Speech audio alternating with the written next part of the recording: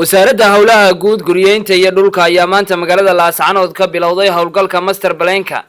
ee magaalada Laascaanood waxaana dhinaca waqooyiga magaalada Laascaanood saaka lagu arkay gaadiidka cagaf-cagafta oo banaynaya wadooyinka loogu talagalay naqshadeyntan cusub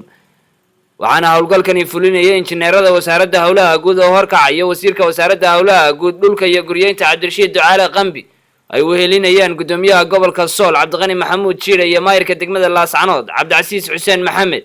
waxaan ka afurayna mashruuci master plan-ka magaalada Laascaanood waa maalin taariikhi ah waa maalin aynu in badan sugaynay waxaan mahad celinayaa marka koowaad madaxweynaha Jamhuuriyadda Soomaaliland Muuse Biixi Cabdi oo laanta hawshan aan socoteen wasiirka wasaaradda hawlaha guud dhulka iyo guriyeynta agaasimayaasha waaxyada wasaaradda hawlaha guud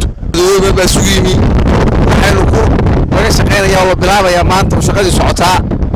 Laascaanood cusbeed Laascaanoodii la jaan qaadi lahayd gobolada kale Laascaanoodii degmooyinka kala dhaafi lahayd soo bilowday oo si rasmi ah wasiirka wasaaradda hawlaha guud iyo maamulka gobolka iyo degmaduba ay u daafureen toonbalankii magaalada sida aad ku aragtaan shaqada cagafyadii ayaa shaqadii bilaabay waxaan aad ugu mahadcelinayaa Ilaahay subxaanahu wa ta'aala hawsha noo hirgeliyay noo socodsiiyay madaxweynaha Jamhuuriyadda Soomaaliland mudane Muuse Biixi Cabdi mashruucii horumarka gobolka Sool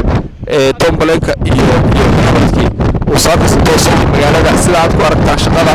على فيدي أي شغلة بنابي وأنا أدعو يا إلهي سبحانه وتعالى هوشا نو هرقليين نو سعودي هنا جمهورية الصوماليلاند مدن موسى بيحي عبدي مشروعي هرمركا gobolka Sool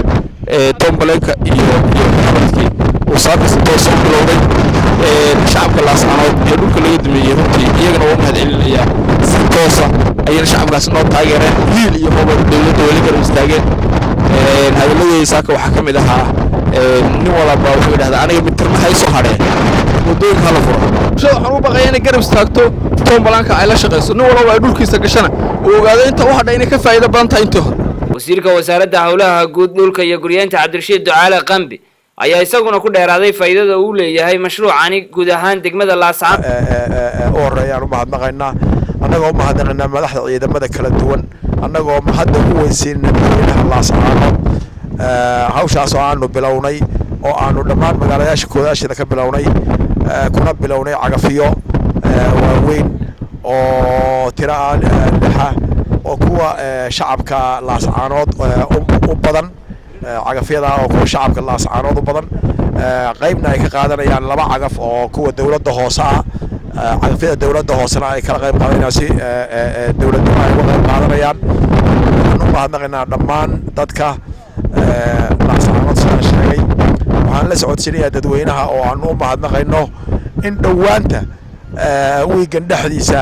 aanu calaamadino magaalada dhexdeedana iyadoo aan magaalada wax dhib ah weyn ka jirin صدقها اللامية كوسو دوركي dhagxanta wadooyinka yaala سمير سعيد بلاكلسن تي في